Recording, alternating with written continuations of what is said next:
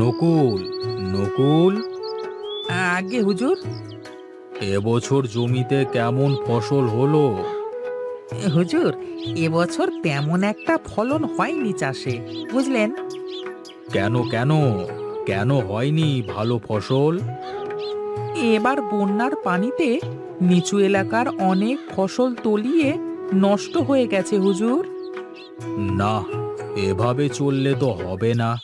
যেভাবেই হোক, চাষে ফলন বাড়াতে হবে। যথা আজ্ঞা হুজুর। তুমি যাও যাও, দ্রুত রাজ্যে এনাম পিটিয়ে দাও। কাল থেকে কোনো পুরুষ যেন ঘরে বসে না থাকে। নকুল ঢোল সামন্ত নিয়ে বেরিয়ে পড়ল। সারা গ্রাম ঢোল পিটিয়ে বলতে লাগলো, কাল থেকে কোনো পুরুষ খেতি না করে ঘরে বসে থাকলে তাকে শুলে চড়ানো হবে। কি রে রফিক, দিন দিন তো জোয়ানমদ্দ হয়ে যাচ্ছিস। তা কাজ বাজ না করে খালি বসে বসে খেলেই চলবে? আমি আমার নিজের কাজ নিজে করি, তোমার মতো জমিদারের চামচিগিরি তো করে বেড়াই না। কি এত বড় কথা! তুই চিনিস না আমাকে? হ্যাঁ হ্যাঁ, চিনি তো। জমিদারের হুকুমের গোলাম। যত বড় মুখ নয় তত বড় কথা। দাঁড়া বেটা। এই বলে নকুল পেয়াদাদের দিয়ে রফিককে মারতে শুরু করলো। রফিক পড়ে পড়ে মার খেতে থাকলো। জমিদারের পেয়াদাদের সবাই ভয় পায়, তাই কেউ সাহস করে এগিয়ে আসলো না। আচ্ছা, শাস্তি হয়েছে বেটা। নকুল, জি হুজুর। আসছে বর্ষার আগে ওপাড়ার নদীর বাঁধটা দিতে হবে। সব জোয়ানগুলোকে ভালো করে খাওয়া। তা আর বলতে হবে না হুজুর। জোয়ানগুলো খেয়ে খেয়ে যা শরীর বানিয়েছে, এক একটার গায়ের জোর মনে হয় হাতির সমান হবে। তাহলে জোয়ানগুলোকে নিয়ে দ্রুত বাঁধ তৈরির কাজে লেগে পড়ো।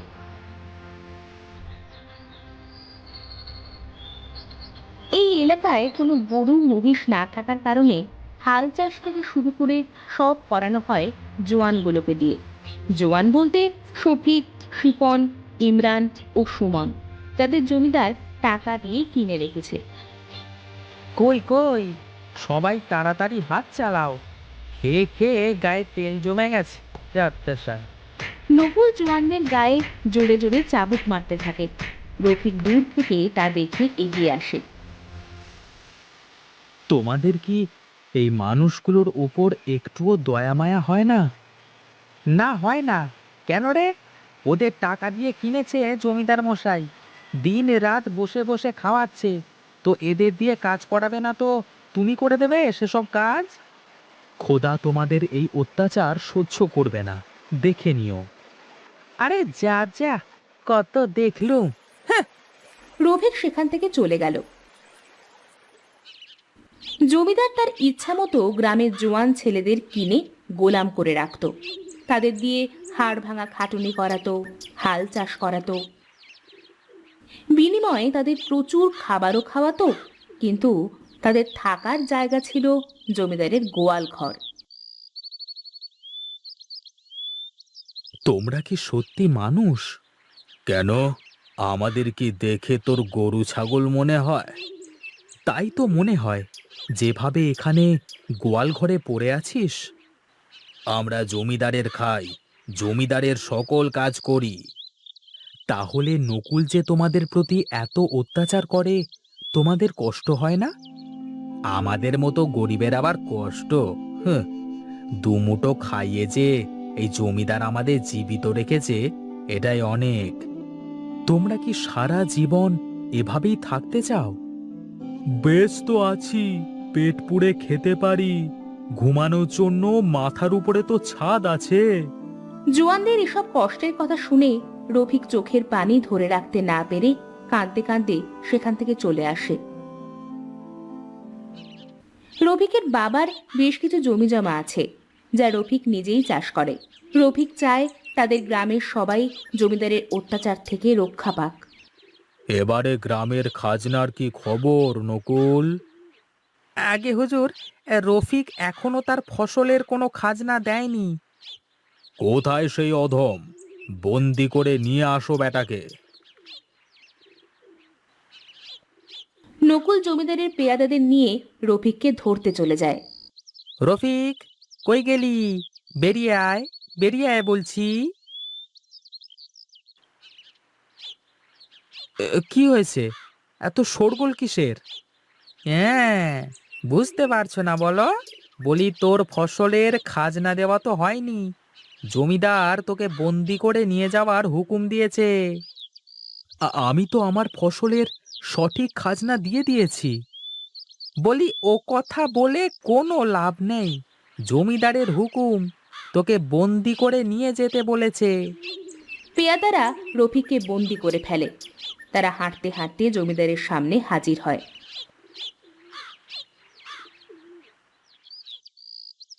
হুজুর, এই যে বেটাকে ধরে নিয়ে এসেছি। তোমার এত বড় সাহস! তুমি তোমার ফসলের খাজনা দাওনি এখনো? হুজুর, আমি আমার ফসলের সঠিক খাজনা এই নকুলের কাছেই দিয়ে দিয়েছি। না হুজুর, এ ডাহা মিথ্যে কথা। আমি কি এমনটা কখনো করতে পারি? হ্যাঁ হ্যাঁ, নকুল কেন এমন করবে? নিশ্চয়ই তুমি খাজনা দাওনি। আমি আমি সত্যি বলছি হুজুর। জমিদার রফিকের কোনো কথা না শুনে বন্দি করে গোয়াল ঘরে নিয়ে যায়। রফিককে দেখে জোয়ানরা চারজন অনেক হাসাহাসি করে। রফিক কিছু না বলে এক কোনায় বসে পড়ে। কি রে রফিক, তুইও কি জমিদারের খামারে জোয়ানের খাতায় নাম লেখালি? ওই নকুলের চাটুকারিতায় এখানে আসতে হলো। এখানে অবশ্য তোর দরকারও ছিল। সারাদিন খাটুনির পর তোর থেকে কিছু মজা পাওয়া যাবে। রফিক কোনো কথা না বলে চুপচাপ বসে থাকলো। বাহিরে প্রচুর বৃষ্টি হচ্ছে। বৃষ্টি তো থামবার নেই নকুল। হুজুর, মনে হয় বাঁধ টিকবে না, বুঝলেন? তাহলে তো সর্বনাশ। বাঁধ ভেঙে গেলে তো আবার সব ফসলি জমি তলিয়ে যাবে। সকল ফসল নষ্ট হয়ে যাবে আমার। সেদিন সারাদিন বৃষ্টি হলো। বাঁধ ভেঙে সব ফসলি জমি সহ গ্রাম বন্যার পানিতে তলিয়ে গেল।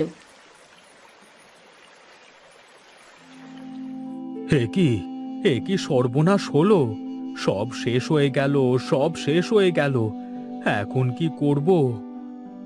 হুজুর, চারিদিকে বন্যার পানিতে সব ডুবে গেছে। পানি সরে গেলেও ফসল ফলাতে কমপক্ষে মাস ছয়েক তো লাগবেই। সর্বনাশ! এতদিন ফসল উৎপাদন বন্ধ থাকলে সবাই যে না খেতে পেয়ে মারা যাবে। হুজুর, আমি একটা কথা বলি কি? পানি নেমে গেলে আপনি একটা মানুষের খামার করে ফেলুন। মানুষের খামার? সেটা আবার কেমন করে? আমি তো হাঁস মুরগির খামারের কথা শুনেছি। হুজুর, যখন বন্যার পানি নেমে যাবে তখন সবাই ধন্না দিতে তো আপনার কাছেই আসবে। হ্যাঁ, তা তো আসবেই। আমি বলি কি, আপনি ওদের সকলকে জোয়ানদের মতো করে রাখবেন, খাওয়াবেন। বিনিময়ে ওরা আপনার জমি চাষ করে দেবে, আপনার সকল কাজ করে দেবে। ও আচ্ছা, এই হলো তাহলে তোমার মানুষের খামার। জি হুজুর, যদি আপনার পছন্দ হয়। বন্যায় গ্রামের সবাই ঘর বাড়ি ফসলি জমি সব হারিয়ে জমিদারের নিকটে আসে। আজ থেকে তোমরা সবাই আমার এখানেই থাকবে। আমার জমিতে ফসল চাষ করবে। তোমাদের দেখাশোনার দায়িত্ব আমার। হুজুর, জোয়ানদের কি করব তাহলে? ওদেরকে মুক্ত করে দাও। এখানে সবাই মিলে মিশে একসাথেই থাকবে। আজ থেকে তোমরা মুক্ত। এখন থেকে গ্রামের সবাই তোমরা একসাথে জমিদারের বাড়িতেই থাকবে। শেষমেশ জমিদার মানুষের খামার করেই ছাড়লো। কি আজে বাজে বকছিস? আজে বাজে বকছে না রফিক। জমিদার এখন সবাইকে দিয়েই কাজ করাবে। তার মানে এখন থেকে সবাই জমিদারের কেনা গোলাম। আমরা সবাই এখন জমিদারের খামারের পোষা প্রাণী মাত্র। এই বলে রফিক কান্না করতে লাগলো। গ্রামের সবাই জমিদারের আদেশ মতো কাজ করতে লাগলো। জমিদার সবাইকেই দেখভাল করতে থাকলো। নকুল এখন আর গ্রামবাসীদের উপর অত্যাচার করার সাহস পায় না। তবে মনে মনে শুধু ভাবে, এখানে তো সবাই জমিদারের খামারে পোষা মানুষ।